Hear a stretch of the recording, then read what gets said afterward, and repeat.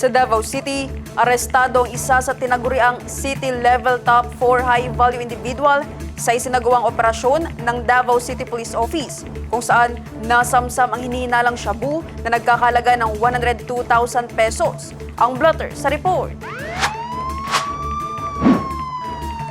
Kinilalang suspect sa alias na Doydoy. Ayon sa otoridad, bahagi ito ng AVAO framework ng DCPO o ang Discipline, Action, Virtue, Accountability at Order.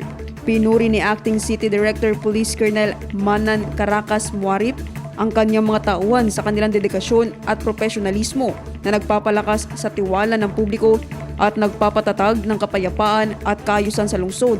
Tiniyak din ng DCPO na magpapatuloy ang agresibong kampanya laban sa mga individual na lumalabag sa batas sa droga at patuloy ang koordinasyon sa iba pang ahensya.